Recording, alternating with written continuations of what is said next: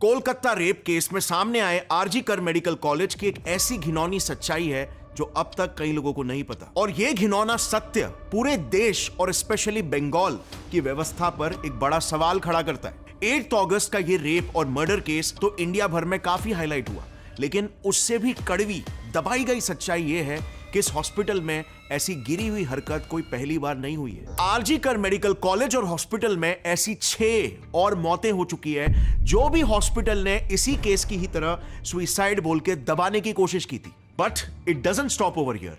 Victim के father का यह सीधा आरोप है कि यह पूरा क्राइम सेमिनार रूम में तो हुआ ही नहीं था। मर्डर करने के बाद बॉडी को बस वहां पर रख दिया गया था। और जितनी भी कहानी आपको न्यूज मीडिया में सुनने के मिल रही है, ये सारी की सारी आपको असली क्राइम से भटकाने की कोशिश कर रही है। पूरा का पूरा फोकस और अटेंशन सिर्फ उस रेपिस्ट पे डालने की कोशिश कर रही है, जबकि आरजी कर हॉस्पिटल का इस क्राइम में सबसे बड़ा हाथ है। ये डायरेक्ट ब्लेम विक्टिम के फादर और कई सारे डॉक्टर्स ने लगाया। Now this is just insane. ऐसे एलिगेशंस लग रहे हैं कि उस हॉस्पिटल में एक सेक्स रैकेट चलता था, वहां पर इलीगल ऑर्गन्स की ट्रैफिकिंग की जाती थी, और तो और वहां पर बहुत ही ट्विस्टेड किस्म की पोर्नोग्राफिक फिल्म्स की शूटिंग तक होती थी, जिसमें ड्रग्स रैकेट, सेक्स रैकेट या सेक्स एक्सप्लॉयटेशन, ऐसी बहुत सारी चीजें आ रही हैं। लेकिन क्योंकि विक्टिम को हॉस्पिटल के ये सारे इलीगल धंधों के बारे में पता चल गया, इसीलिए उसे रास्ते से हटाने के लिए उसकी जान ले ली गई।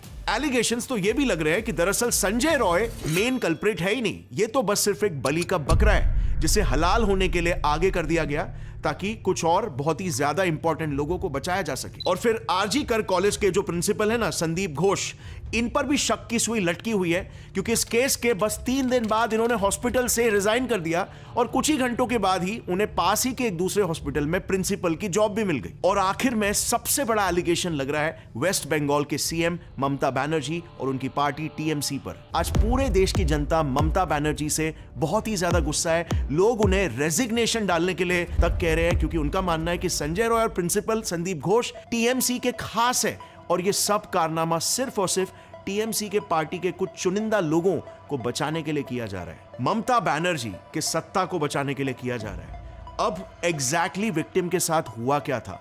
कौन है इसके पीछे का मेन कल्प्रिट? क्या वाकई में हॉस्पिटल जिम्मेदार है? क्या वाकई में गवर्नमेंट हॉस्पिटल में इतने इलीगल धंधे चालू थे?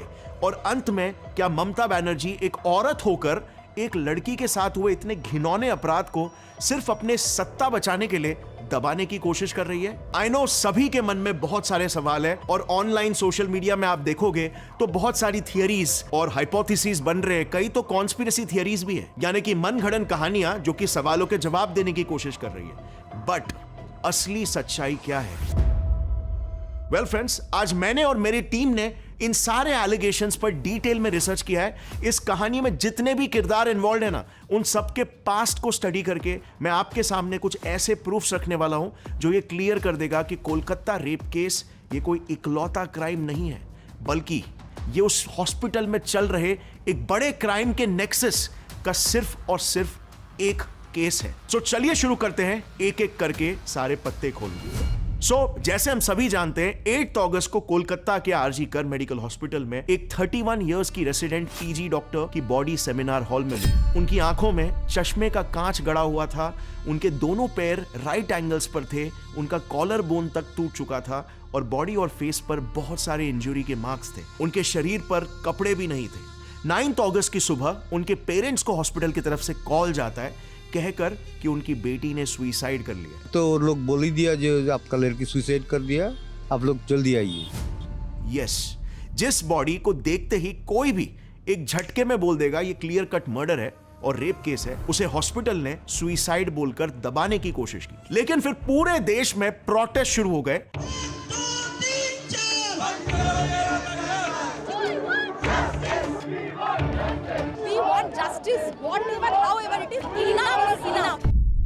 और अंत में संजय रॉय नाम के इस बंदे को पकड़ा गया, जिसने फिर एक झटके में एक्सेप्ट भी कर लिया कि हां, मैंने ये क्राइम कमिट किया है, और उसने ये तक बोल दिया कि मुझे फांसी की सजा भी दे दो, मुझे चलेगा। अब यहां तक ये कहानी सुनकर आपको इसमें कुछ थोड़ा तो फिशी नहीं लग रहा क्या? अब हालांकि सबसे डिस्टर्बिंग बात तो यह है कि यह केस आरजी कर हॉस्पिटल में कोई पहला केस नहीं है। इसके पहले भी इसी हॉस्पिटल में 6 और लोगों की बॉडीज ऐसे ही बहुत ही मिस्टीरियस कंडीशंस में पाई गई थी। सौमित्रा दास नाम की एक स्टूडेंट की डेड बॉडी उसके हॉस्टल रूम में पंखे से लटकी हुई मिली। अगेन मैनेजमेंट ने बड़े ही कन्वीनियंटली इसे सुसाइड बोलकर रातों रात दबा दिया, लेकिन सौमित्रा के पेरेंट्स ने यह क्लेम किया कि उनकी बेटी का सरासर मर्डर किया गया है। एक स्टूडेंट की भी मौत हुई थी, उसकी दोनों हाथों की नसें कटी हुई थी, यानी कि वापस से सुसाइड की तरफ इशारा। और फिर साल 2016 में आरजी कर के मेडिकल कॉलेज के एक प्रोफेसर के घर से उनकी सीवियरली डिकम्पोज बॉडी मिलती है। साल 2020 में एक 25 साल के जूनियर डॉक्टर ने आरजी कर के मेडिकल कॉलेज की बिल्डिंग से कूदकर सुसाइड कर ली। और इवन जस्ट पिछले साल 2023 में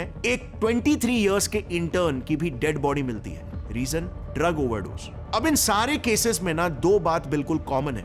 पहला, आरजी कर मेडिकल हॉस्पिटल, और दूसरा, ये सारी मौतें काफी अननेचुरल और मिस्टीरियस तरीके से हुई है और हॉस्पिटल ने इसे हमेशा सुसाइड बोलकर ही दबाने की कोशिश की। अब इन मौतों के पीछे जो सबसे बड़ा एलिगेशन लगाया जा रहा है वो है by union minister Sukanta Majumdar. उन्होंने बताया कि उनको डॉक्टर्स के एक व्हाट्सएप ग्रुप में से ऐसे चैट्स के स्क्रीनशॉट्स मिले हैं जिससे यह पता चलता है कि आरजी कर मेडिकल कॉलेज में बड़े लेवल पर एक ड्रग्स और सेक्स रैकेट चल रहा है। उन्होंने यह भी रिवील किया कि इसमें एक टीएमसी एमपी और उनके नेफ्यू का भी इन्वॉल्वमेंट है। ये जो पीजी डॉक्टर्स के इंटर्न्स के जो टीम है उसमें ये उनके जो व्हाट्सएप ग्रुप्स है उसमें बहुत ऐसे विषय आए हैं जिसका कुछ स्क्रीनशॉट हमारे पास भी पहुंचा है, जिसमें ड्रग्स रैकेट, सेक्स रैकेट या सेक्स एक्सप्लॉयटेशन ऐसी बहुत सारी चीज़ें आ रही हैं। एक टीएमसी एमपी उनके भतीजे के भी नाम बार बार आ रहे हैं। अब ऑफ कोर्स हमारा काम तो रिसर्च का ही है, तो इनके एलिगेशंस पर ब्लाइंडली ट्रस्ट हम नहीं कर सकते क्योंकि ये बंगाल के ऑपोजिशन पार्टी के मेंबर है। सो हो सकता है ये सिर्फ अपने पॉलिटिकल गेन्स के लिए भी ऐसा बोल रहे हो, और इसीलिए मैंने और मेरी टीम ने इस केस पर रिसर्च करना शुरू कर दिया। और सरप्राइजिंगली हमें अपनी रिसर्च में कई सारे एविडेंसेस मिले जिससे ये प्रूव होता है कि शायद इस कॉलेज में वाकई में इलीगल एक्टिविटीज चल रही थी। और किसी भी जगह पे अगर इलीगल एक्टिविटीज चलती है और किसी को भी उसके बारे में खबर पड़ जाता है तो क्रिमिनल लोग अक्सर जितना हो सके एविडेंसेस को डिस्ट्रॉय करने की कोशिश करते हैं और आई विटनेसेस को। 2001 का सौमित्र दास वाला केस आपको याद है ना, जिसकी बॉडी उसके हॉस्टल रूम में लटकी हुई मिली थी और उसे सुसाइड बोल के केस क्लोज कर दिया गया। लेकिन सौमित्र के पेरेंट्स का यह कहना था कि उनके बेटे का मर्डर हुआ है। सो अगर आप चितपुर पुलिस की इन्वेस्टिगेशन रिपोर्ट देखोगे ना तो उसमें क्लियरली ये मेंशन्ड है कि सौमित्र की बॉडी के साथ फाउल प्ले किया गया था। पहली बात तो रिपोर्ट बताती है कि उसके थ्रोट में एक रुमाल डाल के उसे चोक किया गया था, और दूसरी बात, क्राइम सीन पर जो नायलॉन की रस्सी मिली थी उसे देखकर ही खुद आरजी कर मेडिकल कॉलेज के एक डॉक्टर अपूर्वा बोस ने तभी ऑब्जेक्ट कर दिया था कि कोई भी इंसान इतनी पतली नायलॉन की रस्सी से फांसी लगा ही नहीं सकता। अब एटलीस्ट इन चीजों पर इन्वेस्टिगेशन तो होना चाहिए था, लेकिन इस पर कोई भी एक्शन नहीं लिया गया, उल्टा केस को दबा दिया गया। इस केस के बाद कॉलेज के कई सारे स्टूडेंट्स ने मीडिया इंटरव्यूज में कहा कि उनके कॉलेज में एक सेक्स रैकेट चालू है, जो बात काफी लोगों को पता है। लेकिन सौमित्र के केस में जो हुआ था उसके वजह से सौमित्र की जान चली गई, क्योंकि उसकी जीएफ इस रैकेट की विक्टिम बन गई थी, जिसे बचाने के लिए वो इस रैकेट को पब्लिकली एक्सपोज करने वाला था और इसीलिए उसका मर्डर कर दिया गया। बेसिकली टाइम्स ऑफ इंडिया को 2001 में दिए इंटरव्यूज में वहां के स्टूडेंट्स ने बताया कि उस हॉस्पिटल में पोर्नोग्राफिक फिल्म की शूटिंग की जाती थी और इसके लिए वहां के स्टूडेंट्स को या फिर बाहर से सेक्स वर्कर्स को बुलाया जाता था। यहां तक कि वहां पर नेक्रोफीलिया से रिलेटेड पोर्नोग्राफी, यानी कि डेड बॉडीज के साथ सेक्स तक शूट करके उसे सेल किया जाता था। स्टूडेंट्स का यह भी कहना था कि ये फिल्म्स पूरे हॉस्पिटल में कहीं पर भी, from classrooms to seminar halls to hostel rooms, हर जगह इसकी शूटिंग होती थी और इसके बारे में सारे अथॉरिटीज को पता था। कई बार तो आरजी कर मेडिकल कॉलेज के फीमेल स्टूडेंट्स की फोटोज को तक लेकर पोर्नोग्राफिक कंटेंट में मॉर्फ कर दिया जाता था। ऐसे भी बताया जाता है कि इसके पीछे वहां के कुछ सीनियर डॉक्टर्स का भी हाथ था। और अब जब पुलिस इन्वेस्टिगेशन हुआ तो वहां इस एलिगेशन के कई सारे सबूत भी मिले थे, जैसे वहां के हॉस्टल रूम्स में ट्राइपॉड्स और रिफ्लेक्टर्स मिले थे, जो उस दौर में ऑफ कोर्स सिर्फ प्रोफेशनल शूटिंग में ही यूज की जाती थी, बिकॉज हम 2001 की बात कर रहे हैं और तब सोशल मीडिया एग्जिस्ट नहीं करता था। बट अनफॉर्चुनेटली वेस्ट बंगाल की पुलिस ने इतने स्ट्रॉन्ग एविडेंसेस होने के बाद भी इस केस में कुछ भी एक्शन नहीं लिया। नेक्स्ट एलिगेशन जो आरजी कर मेडिकल कॉलेज में हुए इतने सारे सस्पिशियस डेथ्स के लिए दिया जा रहा है वो है कि इस कॉलेज में डेड बॉडीज का यूज ऑर्गन ट्रैफिकिंग के लिए भी किया जाता था। दावा है कि ट्रेनी डॉक्टर को ह्यूमन ऑर्गन ट्रैफिकिंग का पर्दाफाश करने की कोशिशों के चलते मारा गया है। 8 अगस्त को जब ये क्राइम हुआ और सोशल मीडिया में एकदम से वायरल हो गया तो मीडिया ने वहां के कुछ स्टूडेंट्स का इंटरव्यू लिया। हिंदू पत्रिका को दिए इंटरव्यू में कुछ स्टूडेंट्स ने यह क्लेम किया कि हॉस्पिटल में कई डेड पेशेंट्स की अनक्लेम्ड बॉडीज को ऑटोप्सी के बहाने कॉलेज लाया जाता था और फिर प्रैक्टिकल्स के बहाने उनके ऑर्गन्स को निकाल दिया जाता था। और ये बात विक्टिम डॉक्टर जिनके साथ अभी हाल ही में क्राइम हुआ उन्हें पता चल चुकी थी और वो भी इस नेक्सस को एक्सपोज करने ही वाली थी और इसीलिए उसका भी मर्डर कर दिया गया। अब अगेन जब हम इस एलिगेशन पर रिसर्च कर रहे थे तब हमें दो बहुत ही वियर्ड केसेस मिले। 9 जनवरी 2023 की एक रिपोर्ट मिली जो भी यही क्लेम कर रही थी कि उस हॉस्पिटल में ऑटोप्सी के लिए जो भी पेशेंट्स की बॉडीज आती थी उन बॉडीज को वहां से स्टूडेंट्स के डाइसेक्शन प्रैक्टिकल्स के नाम पर यूज कर लिया जाता था, जो कि सरासर इलीगल है क्योंकि किसी भी डेड बॉडी का बिना फैमिली परमिशन और पुलिस वेरिफिकेशन के डाइसेक्शन यानी कि प्रैक्टिकल के लिए यूज करना बिल्कुल इलीगल है। ऐसे केसेस में पोस्टमार्टम तक नहीं किया जा सकता है। उसी रिपोर्ट में यह भी मेंशन्ड है कि 2023 में इसी के खिलाफ कुछ पेशेंट्स के रिलेटिव्स ने सवाल भी उठाए थे, लेकिन उसको भी एज यूजुअल हॉस्पिटल एडमिनिस्ट्रेशन ने दबा दिया। बट इस केस से यह बात तो सरासर प्रूव होती है कि उस हॉस्पिटल में ऑर्गन ट्रैफिकिंग बिल्कुल होता था। तो हमें इस पर एक और एक केस भी मिल गया। 18 अगस्त 2019 को आरजी कर मेडिकल हॉस्पिटल में एडमिटेड एक 69 इयर्स के आदमी शंभुनाथ दास की मौत हो जाती है। इसके बाद हॉस्पिटल ने उनके परिवार को उनकी बॉडी एक प्लास्टिक में रैप करके भेज दी। अब यह बात उनके बेटे को थोड़ी सी अजीब लगी और इसीलिए बॉडी को चेक करने के लिए जब उसने प्लास्टिक हटाया तो ही वॉज कंप्लीटली स्टन्ड। उसके फादर की दोनों आंखें गायब थी। हॉस्पिटल ने उसके फादर की दोनों आंखें निकाल ली थी और वो भी परिवार को पूछे बिना। अब इस बात पर जब उनके बेटे ने कंप्लेन की तो बस सोचो उसे क्या रीजन दिया गया। उसे बोला गया कि उनके फादर की आंखें चूहे खा गए। लाइक लिटरली चूहे पूरे डेड बॉडी से सिर्फ आंखें खा गए। ये कितना ही ओवरटली ब्लेटेंटली स्टूपिड रीजन है जो इनडायरेक्टली साफ साफ ये कह रहा है कि हम तो क्राइम करेंगे, जो हमें मर्जी आ रही है हम वो करेंगे, आपको जो करना है, जो उखाड़ना है उखाड़ लो।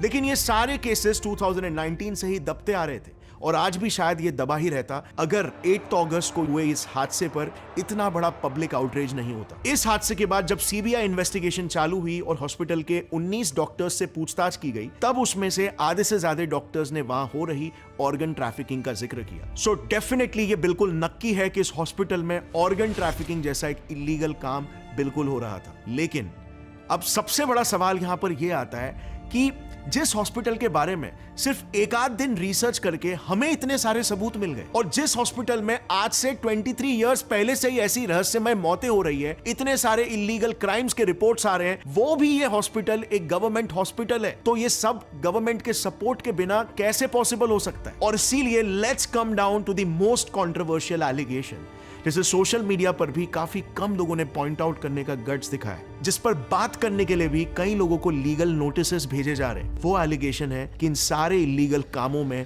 टीएमसी पार्टी का हाथ है, ममता बनर्जी का हाथ है। तो इस एलिगेशन को वेरीफाई करने के लिए हमने इस मुद्दे से टीएमसी के जितने भी लिंक्स हो सकते हैं ना, उन सबको खोद के निकालने की कोशिश की। सो 14 अगस्त की रात को आरजी कर हॉस्पिटल में हुए उस क्राइम सीन को यानी कि सेमिनार हॉल को कुछ गुंडों ने बुरी तरीके से तबाह कर दिया। ये बात सब जानते हैं। इसके बाद टीएमसी पर ये एलिगेशंस लगे कि ये वैंडलाइजेशन उनके लोगों ने ही करवाया, क्योंकि इसके कुछ ही दिन पहले केस को कोलकाता पुलिस से हटाकर सीबीआई को सौंप दिया गया था।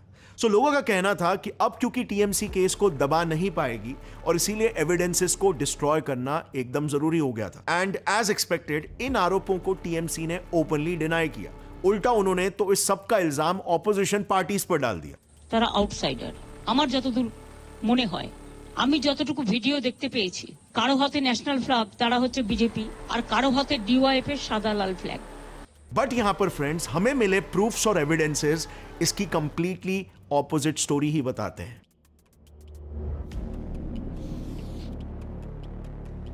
सो इंडियन एक्सप्रेस ने हाल ही में एक रिपोर्ट इशू की जिसमें उन्होंने बकायदा उस प्रोटेस्ट में मौजूद लोगों को आइडेंटिफाई करके उनके टीएमसी से लिंक्स चेक करने की कोशिश की और उन्हें ये रिजल्ट्स मिले। ये है सौमिक दास जो इमरजेंसी बिल्डिंग के कई हिस्सों में तोड़फोड़ कर रहा था। ये वहां के local TMC councillor Sukanta Sen Sharma के लिए काम करता है, ऐसा लोकल्स ने इंडियन एक्सप्रेस को बताया। बट इंटरेस्टिंगली सुकांता ने इसे पार्टी मेंबर मानने से ही मना कर दिया।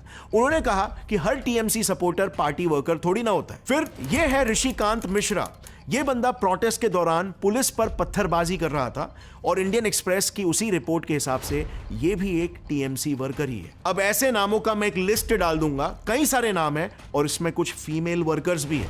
और शॉकिंग बात जानते हो क्या है? ये सब लोग वहां हॉस्पिटल के नियर बाय रेडियस के टीएमसी पार्टी वर्कर्स हैं। मतलब जरा मुझे बताओ, इतना बड़ा कोइंसिडेंस कैसे हो सकता है कि इतने सारे लोकल वर्कर्स बिना पार्टी के हाई कमांड के इतने कोऑर्डिनेटेड तरीके से एक ही टाइम पर एक ही जगह पर अटैक कैसे कर सकते हैं? प्रोटेस्ट तो डॉक्टर्स कब से कर रहे थे, एग्जैक्टली उसी दिन उसी टाइम पर हजारों लोग प्रकट कैसे हो गए? पुलिस उनको रोक नहीं पाई और वो पूरा मॉब अंदर घुस गया। हम लोग अपनी जान बचा के भागे हैं। उन लोगों ने किसी को देखा नहीं। जो भी वीडियोस आ रहे हैं या जो भी बातें सुनने में आ रही है, जो उनके सामने आ रहा था उनको मार रहे थे। हम पेशेंट पार्टी सबको उन्होंने मारना स्टार्ट कर दिया। डॉक्टर्स को भी बहुत ज्यादा चोट लगी है।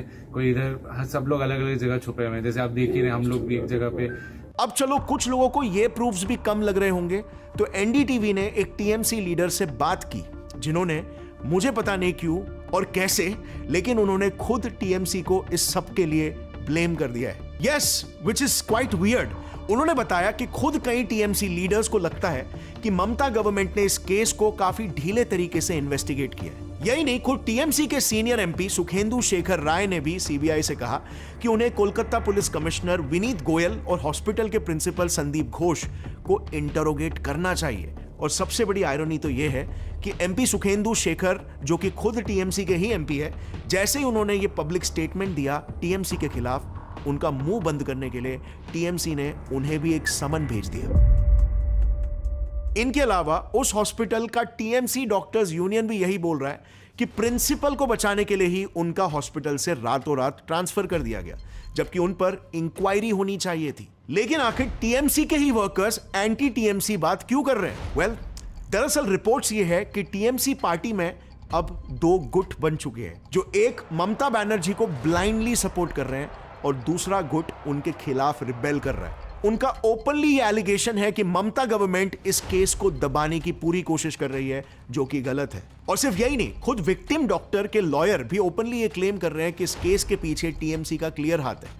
अब अगर इस केस के लॉयर खुद ही ये क्लेम कर रहे हैं, तो डेफिनेटली उनके पास कुछ वैलिड प्रूफ्स और एविडेंसेस होंगे जो वो कोर्ट में शो करेंगे। और अब फाइनल बात रही इस एलिगेशन की कि संदीप घोष और संजय रॉय भी खुद टीएमसी से ही जुड़े हुए हैं, तो हमें इसके भी कुछ प्रूफ्स मिले हैं। पहले तो जैसे मैंने आपको अभी बताया कि कुछ टीएमसी के लीडर्स ने खुद प्रिंसिपल पर एलिगेशंस लगाए, पर इनकी हिस्ट्री अगर देखोगे ना, तो इन पे 2023 में 2 बार करप्शन और रैगिंग करने जैसे सीवियर आरोप भी लगे थे। लेकिन इसके बाद भी इन्हें गवर्नमेंट जॉब से निकाला ही नहीं गया। इनफैक्ट अभी भी तो इनके रिजाइन करते ही तुरंत इन्हें एक नया जॉब भी दे दिया गया। तो कई मीडिया रिपोर्ट्स ये क्लेम कर रहे हैं कि इनकी रूलिंग पार्टी टीएमसी से डेफिनेटली कुछ ना कुछ स्ट्रॉन्ग कनेक्शन जरूर है, वरना मुफ्त में इतने सारे फेवर्स किसी को नहीं मिलते भाई। और रही बात main accused rapist Sanjay Roy की, तो टाइम्स ऑफ इंडिया के हिसाब से इस बंदे का हॉस्पिटल में इतना होल्ड था कि ये पेशेंट्स को तक बेड दिलाने के पैसे लेता था। इसमें ये कई बार पकड़ा भी गया था। और जानते हैं हॉस्पिटल में बेड एलोकेशन कौन देखता था? टीएमसी के लोग। मतलब एक सरकारी हॉस्पिटल में उन्हें बेड्स दिए जाते थे जो इन जैसे गुंडों को घूस देते थे। इस लेवल का करप्शन था। और अगर ये सारे प्रूफ्स भी आपको कम लग रहे हैं ना, तो ये है टीएमसी के मिनिस्टर, जो सबको ओपनली धमकी दे रहे हैं कि अगर ममता दीदी के खिलाफ कोई भी कुछ बोलेगा ना, तो उसका हाथ काट देंगे। Can you believe this? किस लेवल की दादागिरी वेस्ट बंगाल में आज चल रही है? ऐसा होगा तो कौन से कॉमन लोग गवर्नमेंट के खिलाफ आवाज उठाएंगे? और अभी लेटेस्ट न्यूज ये है कि टीएमसी सरकार ने विमेन सेफ्टी के लिए राटेरर साथी नाम की एक स्कीम निकाली है, जो नाइट ड्यूटी करने वाली बंगाली फीमेल्स की सेफ्टी इंश्योर करेगा। But the question is, why now? Why so let even after knowing everything? 2016 और 2019 में उसी आरजी कर मेडिकल हॉस्पिटल में एक और एक केस हुआ था। कुछ लोगों ने वहां के जूनियर डॉक्टर्स के साथ मारपीट की थी। इस बात पे सभी डॉक्टर्स ने मिलकर प्रोटेस्ट किया था, लेकिन गवर्नमेंट ने इसे इग्नोर कर दिया। उल्टा उन्हें धमकाया गया कि अगर उन्होंने प्रोटेस्ट बंद नहीं किए ना, तो उन्हें जॉब से निकाल दिया जाएगा। 700 डॉक्टर्स ने हॉस्पिटल छोड़ भी दिया था, फिर भी डॉक्टर्स की सेफ्टी के लिए कुछ भी एक्शन नहीं लिया गया। क्यों? क्योंकि मामला मीडिया में नहीं आया था ना। इनफैक्ट उस हॉस्पिटल में 16 साल तक नौकरी कर चुके एक डेप्यूटी सुपरिंटेंडेंट अख्तर अली ने तो आज से 2 साल पहले ही बंगाल के सीएम को, गवर्नर को, यहां तक कि इंडिया के प्रेसिडेंट को तक लेटर लिखकर बताया था कि आरजी कर मेडिकल हॉस्पिटल में बहुत सारे इलीगल काम हो रहे हैं और एक मेगा लेवल का करप्शन चालू है। मैंने अपने पूरे कैरियर में इतना गंदा इंसान नहीं देखा। मतलब आरजीकर में जो भी काम होता था, पोस्टिंग हो, ट्रांसफर हो, हाउस स्टाफशिप हो, सब जगह वो पैसा खाते थे। कुछ सिर्फ यही नहीं, गेस्ट हाउस में जूनियर जो स्टूडेंट है उन लोगों को बैठ करके शराब वगैरह पिलाते थे और उन स्टूडेंट लोगों से आंदोलन भी करवाते थे। मतलब एक माफिया राजा बोल सकते हैं। खुद उनके सिक्योरिटी के लिए 20 आदमी था, प्लस 4 आदमी बाउंसर को लेके चलते थे। हमने तो फिल्म स्टार को देखा बाउंसर लेके चलते हुए, किसी प्रिंसिपल को अपनी जिंदगी में नहीं देखा। उसने लिटरली हॉस्पिटल के प्रिंसिपल संदीप घोष का नाम लेकर कंप्लेन फाइल की थी कि इन सारे इलीगल कामों के पीछे इन्हीं का हाथ है। लेकिन इसके बावजूद उस प्रिंसिपल के साथ क्या हुआ? No action at all. लेकिन आज जब पूरी देश की जनता एक हो गई है, सोशल मीडिया पर ममता बनर्जी पर सवाल उठने लगे हैं, जब उनका रेजिग्नेशन डिमांड किया जा रहा है, We will get rid of Mamata Banerjee. देश भर में प्रोटेस्ट शुरू हो गए हैं, तब जाके टीएमसी गवर्नमेंट को यह रियलाइज हो रहा है कि हमें अपना काम शायद सही से करना चाहिए और एक नई स्कीम लॉन्च कर रहे हैं। अगर यही एक्शन पहले लिया जाता था, 23 साल से आपके पास सारा रिकॉर्ड, सारा इंफॉर्मेशन है कि किस तरह के क्राइम्स हो रहे हैं उस हॉस्पिटल में, तो शायद इतने सालों तक जो जो हादसे हुए, जिन जिन लोगों ने अपनी जानें गंवाई, वो मंजर उनकी फैमिलीज को और इस देश को कभी भी नहीं देखना पड़ता। और इसीलिए मेरा मेन सवाल यह है कि क्या सरकार रेप और मर्डर जैसा एक बड़ा क्राइम होने का इंतजार कर रही थी? शर्मनाक बात तो यह है कि आज हमारे समाज में रेप्स जैसे क्राइम्स आम क्राइम हो गए। डेटा के हिसाब से हमारे देश में हर रोज 90 रेप केसेस रिपोर्ट होते हैं और ये तो वो केसेस है जो रिपोर्ट हो रहे हैं। असली गिनती कितनी है ये तो किसी को भी नहीं पता। और इसीलिए हमारी मांग सिंपल है, ऐसे मुद्दों को टॉप प्रायोरिटी दी जाए, उन्हें कभी भी दबाया ना जाए सत्ता के लिए या किसी भी और रीजन के लिए। सेफ्टी और सिक्योरिटी हर एक भारतीय सिटीजन की एक बेसिक नीड है।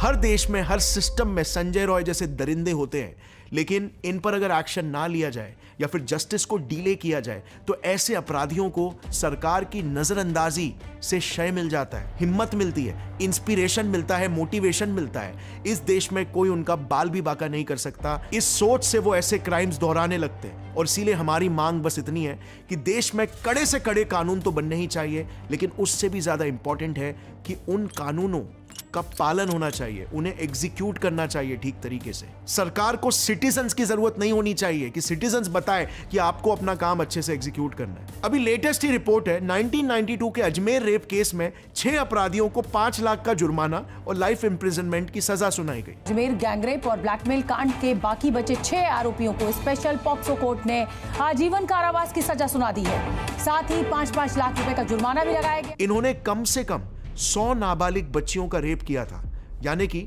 उनकी सजा पॉक्सो एक्ट के तहत सुनाई गई, जो सारे रेप्स में सबसे कड़ी सजा मानी जाती है।